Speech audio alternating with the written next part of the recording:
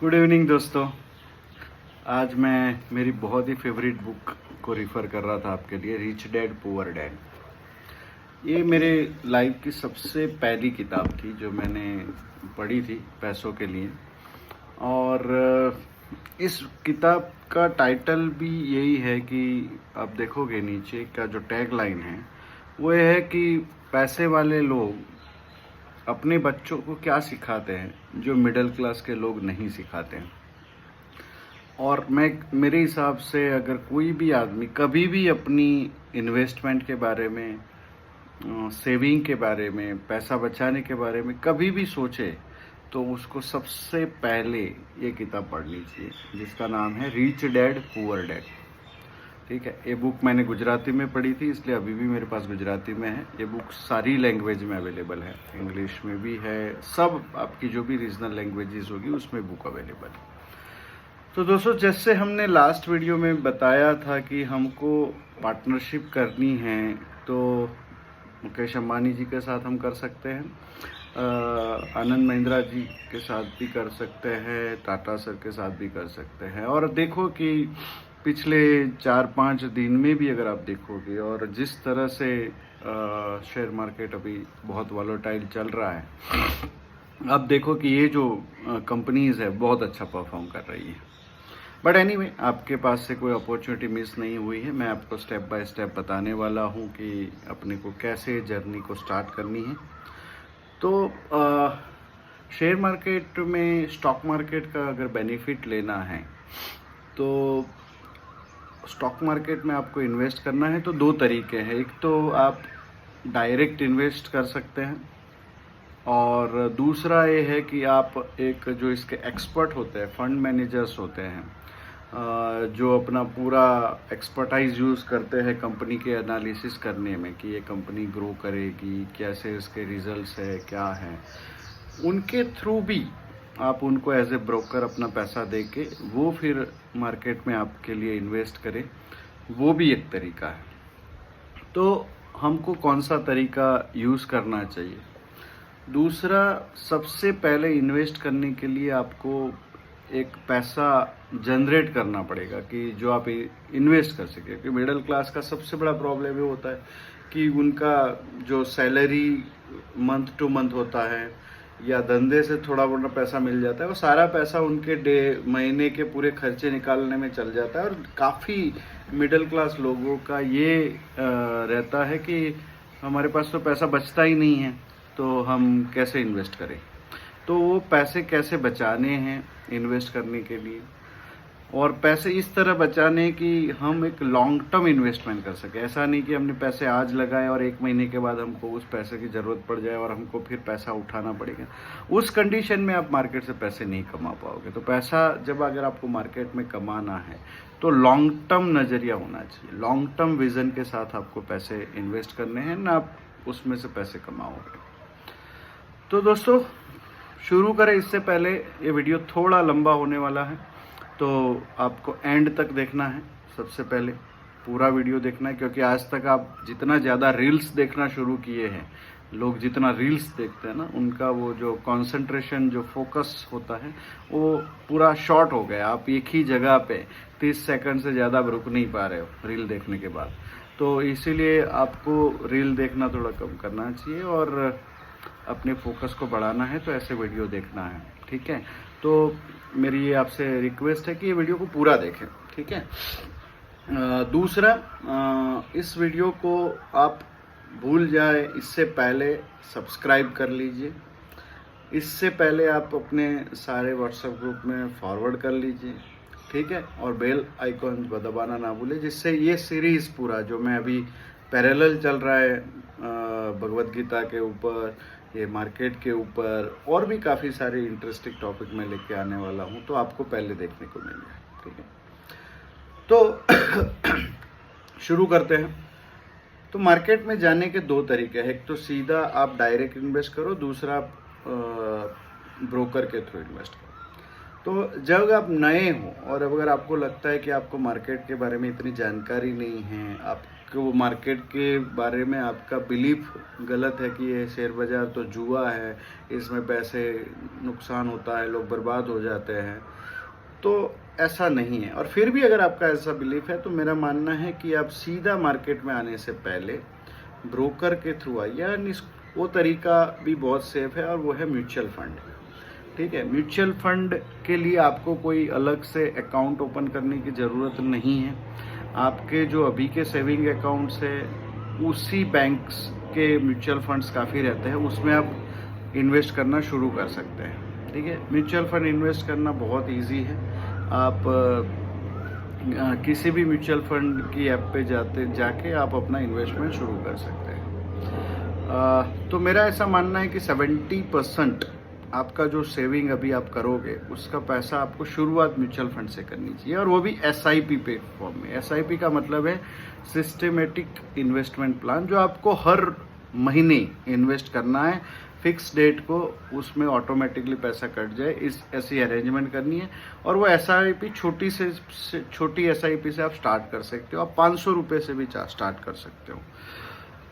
तो वो आपको इमीडिएट करना चाहिए, भले आप 500 रुपये से स्टार्ट करो, बट इमीडिएटली एक म्यूचुअल फंड का अकाउंट करके ऑनलाइन होता है, उसमें आपको कुछ करने की ज़रूरत नहीं है, इमीडिएटली शुरू हो जाता है। आप जिस बैंक में आपका सेविंग अकाउंट है उसी बैंक के कुछ म्यूचुअल फंड्स होते हैं, उसमें आप इन्वेस्ट कर लो। ठीक है, और ज़्यादातर आपको लार्ज कैप, मिड कैप और स्मॉल कैप होते हैं। मेरा ऐसा मानना है कि आपको अपना जो पहला SIP है वो लार्ज कैप से शुरू करना चाहिए। ठीक है, या तो निफ्टी 50 के फंड से शुरू करना चाहिए, तो वो आप कर लीजिए। ठीक है, उसके बाद पैसा अगर बचता है तो हम डायरेक्ट इन्वेस्टमेंट करना मार्केट में कैसे करना है वो भी सीखें। बट सबसे इम्पोर्टेंट है कि ये पैसा इन्वेस्ट करने के लिए अपनी मंथली इनकम में से पैसे को निकालना कैसे बचाना है पैसा। किसी ने मेरे कमेंट में लास्ट टाइम एक क्वेश्चन भी पूछा था कि सर बचाना कैसे है। ठीक है, तो इस बुक में बहुत ही अच्छी एडवाइस दी है, बहुत ही अच्छी एडवाइस दी है कि पैसे कमाना कैसे। इसमें एक बहुत अच्छा एडवाइस है कि पे योर सेल्फ फर्स्ट। सबसे आप अपने आप को पे करो। आप पूरा महीना मेहनत करते हो और मेहनत करने के बाद आपको 1 तारीख को जब सैलरी मिलती है, ठीक है, या आप पूरा महीना अपने धंधे में काम लगाने के बाद जो आपका इनकम जनरेट होता है, आप सबसे पहले लोगों को देते हो। ठीक है, जैसे आपने अपने ग्रोसरी जो हर पूरे महीने की वो राशन ले लिया, फिर अपने बिल्स चुका दिए, इलेक्ट्रिसिटी बिल है, आपका गैस का बिल है, वो आपने कर दिया। उसके बाद आपने बच्चों की फीस भर दी। इसके बाद आपने घर में अपने बीवी को या अपने हस्बैंड को पैसे दे दिए। इसके बाद आपने अपने कुछ शौक है, मोबाइल ले लिया, ये लिया, तो वो वेंडर को पैसे दे दिए। ये सब आप करते रहते हो, बट आप अपने आप को पैसे नहीं देते। But rich dad poor dad में रॉबर्ट कियोसाकी बोलते हैं कि पे योर सेल्फ फर्स्ट। ठीक है, तो मेरा ऐसा मानना है कि आपकी जो भी इनकम हो, तो आप शुरुआत करिए मिनिमम 10% से या 15% से। मेरा ऐसा मानना है कि अगर आप बहुत अच्छा पैसा कमाते हैं तो स्टार्ट विद द 30%। ठीक है, बट 15% मिनिमम। तो सबसे पहले अपनी इनकम का, अगर आप सैलराइड है तो जिस दिन भी सैलरी होती है, वो सैलरी होने के बाद पहला काम आप करोगे वो 15% आपको सेविंग में डाल देना है। चाहे वो म्यूचुअल फंड में हो, चाहे वो डायरेक्ट इन्वेस्टमेंट में हो, चाहे वो आप, मतलब there is so many investment in the market, but मेरा प्रीफर्ड ये 2 है, म्यूचुअल फंड और डायरेक्ट इन्वेस्टमेंट, जो आपको सबसे ज़्यादा रिटर्न देता है। तो उसमें आपको डाल देना चाहिए। सबसे पहला काम ये करना है। उसके बाद जो 85% आपका इनकम का पोर्शन बचता है, उसमें से आप अपना पूरे महीने के खर्चे निकालने का कोशिश करिए। और अगर उसमें मैनेज नहीं होता है तो अपने आप को थोड़ा सिंपल लाइफ में लेके आइए, थोड़ा कंजर्वेटिव बनाइए, अपनी थोड़ी इच्छाओं पे कंट्रोल कर लीजिए, अपने थोड़े शौक को कॉम्प्रोमाइज़ कर लीजिए, बट 85% में से आपको ये करना है। तो सबसे पहली एडवाइस जो रिच डैड पुअर डैड में रॉबर्ट आपके लिए दी है कि पे योर सेल्फ फर्स्ट। ठीक है, तो आपकी इनकम का 15% मिनिमम, उसके ऊपर आप कितना भी कर सकते हो, 30% पे भी जा सकते हो, 40% जा सकते हो, 50% जा सकते हो, बट सबसे पहले आपको इन्वेस्टमेंट करना है। उसके बाद जो पैसा बचे उससे आपको बाकी का पूरा महीना निकालने की कोशिश करनी है। 85% जो बचा है उसको आपको प्लान करके उसमें से करना है। ठीक है दोस्तों, तो ऐसी 10 एडवाइस हैं। ये 10 एडवाइस हम इस बुक में जो है वो 1 बाय 1 अगर इम्प्लीमेंट कर लेते हैं ना, तो अपना पूरा फाइनेंशियली प्लान बहुत बढ़िया से हो सकता है। आज हम इसी एक ही एडवाइस पे बात कर रहे हैं, जो है पे योर सेल्फ फर्स्ट, यानी कि सबसे पहला आपकी इनकम का सबसे पहला हिस्सा है वो आप अपने आप को दोगे। और अपने आप को देना मतलब आप अपने भविष्य के लिए, अपने भविष्य के जो प्लान हैं उनको एग्जीक्यूट करने के लिए आज इन्वेस्ट करोगे। ठीक है, तो आपका एक फ्यूचर का जो प्लान है वो भी क्लियर होना चाहिए कि भाई आपके फ्यूचर में कौन से माइलस्टोन पे क्या क्या खर्चे आने वाले हैं। जैसे बच्चे की पढ़ाई के लिए हो कि बच्चा एक लेवल पे पहुंचेगा तो उसको क्या लगेगा, क्या खर्चे आने वाले हैं। उसके बाद अगर बच्चों की शादी के खर्चे, अगर बच्चा आगे पढ़ाई करेगा तो उसके खर्चे, अगर आपको अपना एक घर खुद का अभी नहीं लिया है और आगे जाके लेना है तो उसका प्लान। ठीक है, और बाकी जो जो प्लान आपकी लाइफ में हो, आपके कुछ शौक और ड्रीम है, जैसे अपनी एक खुद की कार हो, उसका एक ड्रीम हो सकता है, उसके लिए आपको फंड की ज़रूरत पड़ेगी।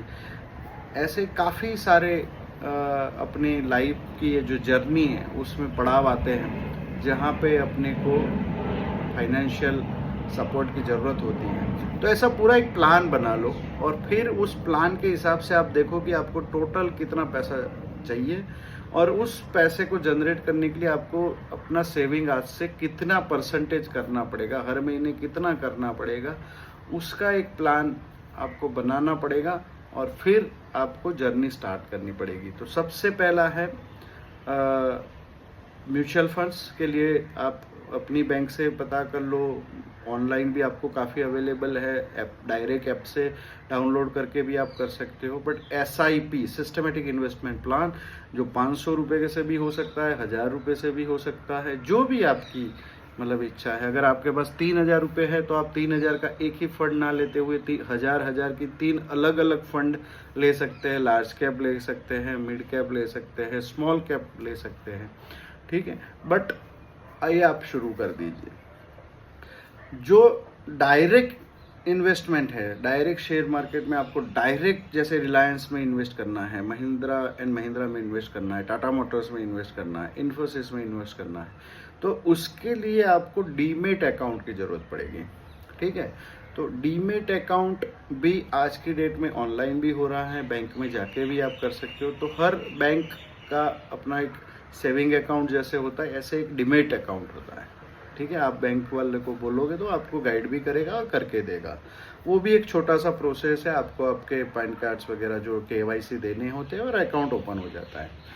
ऑनलाइन भी काफ़ी बहुत अच्छे अच्छे प्लेटफॉर्म हैं, मैं किसी का रिकमेंडेशन नहीं कर रहा हूँ, बट बहुत सारे आज की डेट में ऑनलाइन प्लेटफॉर्म है, जैसे कि शेर खान हो गया, जैसे कि आपका जीरोदा हो गया, जैसे आपका ग्रो ऐप हो गया, अपस्टॉक हो गया, इंड मनी हो गया। ठीक है, ऐसे काफ़ी सारे ऑनलाइन प्लेटफॉर्म है जिसमें आप अपना डीमेट अकाउंट ओपन करके डायरेक्ट इन्वेस्टमेंट भी कर सकते हो। तो ये दोनों में से कोई भी एक इंस्ट्रूमेंट मतलब कर लीजिए, बट आपको दोनों करना है, क्योंकि आपको म्यूचुअल फंड में अपनी सेविंग का 70% करना है, 30% आपको आपके डायरेक्ट इक्विटी में भी करना है, जो मैं आगे सिखाने वाला हूँ। बट बेसिक आज का वीडियो यहाँ तक रखते हैं, इससे ज़्यादा लंबा नहीं करते, नहीं तो अगेन आपका कंसंट्रेशन प्लान जो होता है ना वो थोड़ा लंबा हो जाएगा, तो you will not able to concentrate and you will switch to another video.